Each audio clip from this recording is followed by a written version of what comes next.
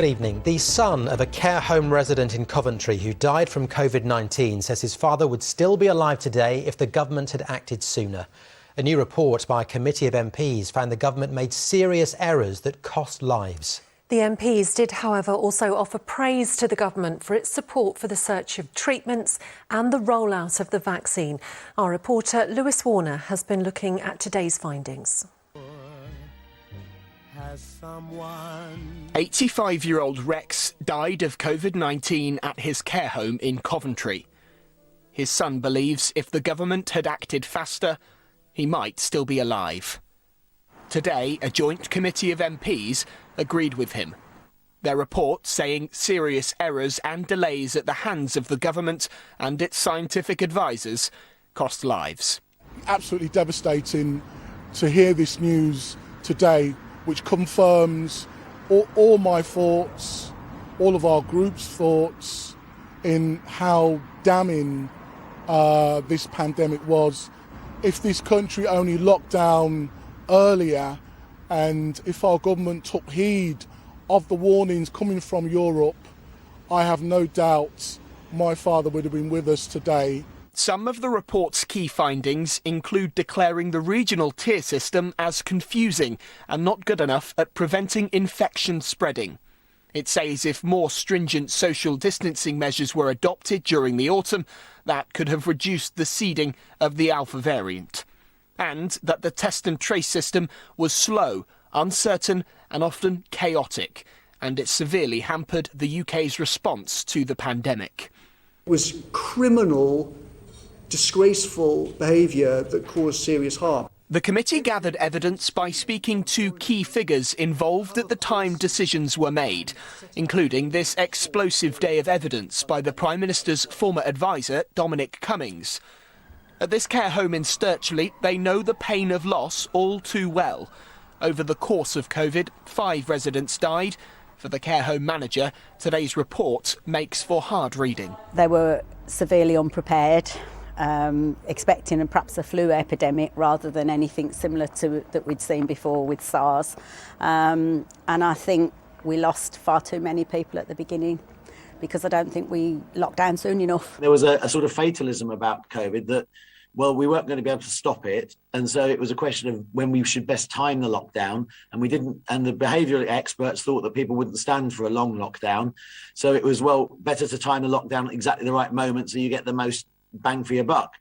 We now know that people were incredibly compliant. The efforts of the British people, the people in the West Midlands, the people in my constituency of Newcastle-under-Lyme were amazing. Paul doesn't remember much of the first lockdown. After testing positive in March, he spent 102 days in hospital, 8 weeks of which he was in an induced coma. I think quite possibly the closing of the borders, but like Australia, it would have been a lot better for Britain to have the borders closed. We're an island. We could have contained it. It could have kept it out.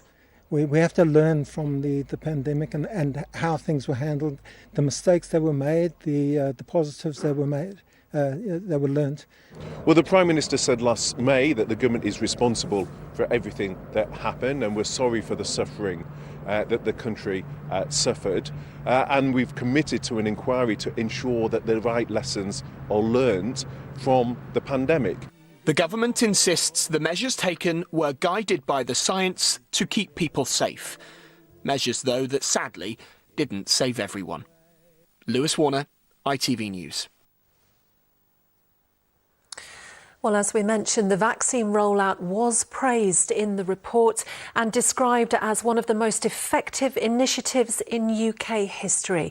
You may remember it began here in the Midlands. Margaret Keenan from Coventry was the first person to get the jab. Well, our reporter Danny Crawshaw has been reflecting on that and how the NHS continues to urge those who are yet to be vaccinated to get it done. A warning, Danny's report contains flashing images from the very start. 91-year-old Margaret Keenan from Coventry was the first person in the world to get the Pfizer jab when the mass vaccination programme began in December. More than 45 million people in the UK are now fully vaccinated. At Sandwell General Hospital, booster jabs are now being rolled out.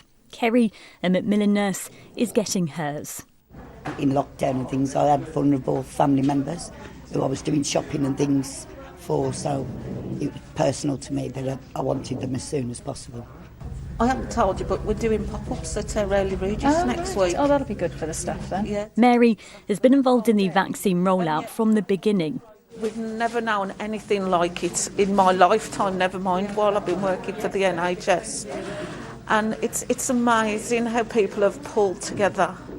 I think that's the main thing, the community spirit. We've trained admin staff, secretaries, even the pastor came and trained to be a vaccinator. So the response when we've called for help has been tremendous. The success of the rollout led to lockdown being eased and businesses being able to fully reopen. This cafe in Wednesbury remembers it well. They were literally queuing down the street. I was shaking. It was surreal. we opened the curtains one morning, I was like, there's people queuing outside the window. Massively grateful. Couldn't thank the community, the people that come in and the wider community enough. There are worries, so as winter approaches, the pressure on the NHS will again increase. Ranjit, a long COVID sufferer from Sutton Coldfield, is urging those who haven't to get the vaccine. She was treated at George Eliot Hospital in Nuneaton. I was there 3 months and it was just traumatic. And the experience was quite bad. First, for about 2-3 weeks, I didn't wake up. That's what the nurses said. And after that, I could see, but then there was lots happening around me, people dying and all sorts. So you'd never forget that experience. I'm pleased. I'm here to tell the tale. But basically, I still get very breathless. I've got scarring on my lungs, which I don't know, with all the checkups I go to, how long it'll take for them to go or what. But I'm not the same person anymore. The message to the public is please go and get your vaccine. It will help the pressure on the NHS through winter and we can be there for them then. Whereas I think if people don't choose to have that vaccine, what you have to think about is if you need hospital care and we're busy, we can't provide everything we want to provide all the time. It's hoped the success of the vaccine programme will continue, that the NHS through the busy winter months isn't overwhelmed. Danny Crawshaw, ITV News. Well, there'll be more reaction to the COVID report on the ITV Evening News, which is after us. With the details on that and other stories, here's Mary Nightingale. Coming up at 6:15 tonight, the scathing report into the government's response to the coronavirus pandemic. We will have details and reaction. The Queen walks with a stick as she celebrates 100 years of the Royal British Legion. And could it be you? Countdown to the biggest lottery jackpot in British history. Would you join me for those stories and more at 6:15? Before that, let's get a roundup of the rest of the day's news. And a doorman who was racially abused and spat at outside a pub in Birmingham says incidents like it have become commonplace. 26-year-old Tristan Price was speaking to ITV's Good Morning Britain as Home Office figures show hate crime in England is at its highest ever level. A lot more people are starting to kind of wake up to what's happening and struggles that people like me might be going through. Initially, people are kind of would almost act as if it doesn't happen, or because it's not directly in their face. That was just an incident that maybe happens on a regular basis to some doormen, maybe, I don't know how many times a shift, but it just so happened that it was recorded. Port Vale Football Club has banned one of its fans indefinitely after they sent a racist message via social media to Leyton Orient player Lawrence Vigouroux. It happened after a match between the two teams earlier this month. After seeing the message, the club began an investigation and contacted the player to apologise. The supporters' ban is effective immediately, pending the outcome of a police investigation. A strip club in Birmingham has been told it can reopen after councillors overturned the suspension of its licence following allegations of a rape involving up to 4 men. The Rocket Club on Broad Street was subject to an urgent licence review last month after police were called to the club following reports that a member of the public had been raped. Today, the suspension was overturned following a legal challenge. A man arrested on suspicion of rape is currently on bail while inquiries continue. Plans that could see radical changes to how people travel around Birmingham have been approved by the City Council. It voted to adopt a new proposal that could see the A38 underpass closed to cars, although the council says there are currently no firm plans for that to happen. The proposals are designed to help meet clean air targets, but a city health boss has said the transition away from cars will hurt. The family and friends of a woman who died just 4 weeks after she was diagnosed with cancer are walking from Wolverhampton to Birmingham to raise money for Bowel Cancer UK. On the route, they will pass Sharon Kular's parents' house in Great Barr before finishing in the Jewellery Quarter. It's the last of 34 challenges on what would have been her birthday to commemorate each year of her life. Well, earlier we spoke to Sharon's sister before the group set off on their journey. We're starting here in Wolverhampton, where Sharon used to live, through to Great Barr, where Sharon was raised, and then finishing off in Birmingham City Centre. So totalling 35 kilometres, each kilometre for a year of her life. And hopefully she's with us, and with every step we take, she'll be with us. She'd be very proud, I'm sure. Yeah, absolutely. And good luck to them.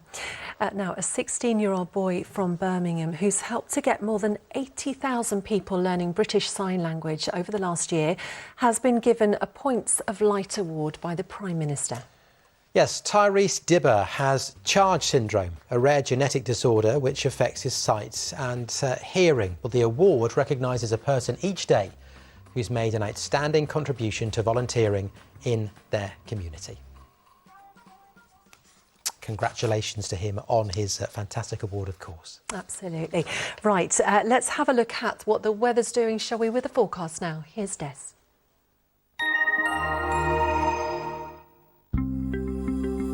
Making the most of it, whatever the weather. Octopus Energy sponsors ITV Central Weather. Hi, great to see you. Yesterday's weather was relatively warm. Temperatures above the average for the time of year.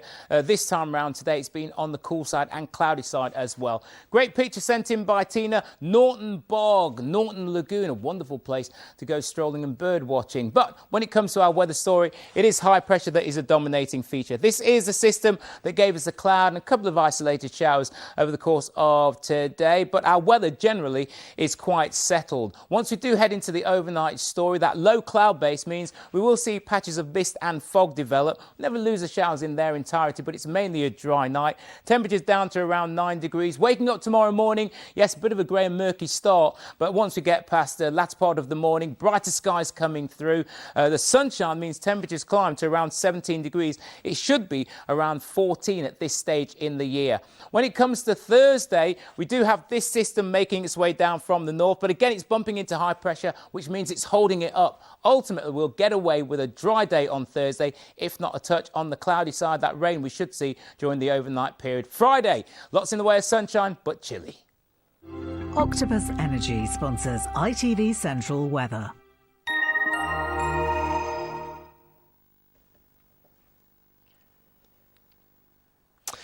Now, just quickly before we go this evening, the Queen's baton for the Birmingham 2022 Commonwealth Games is continuing its journey around the globe.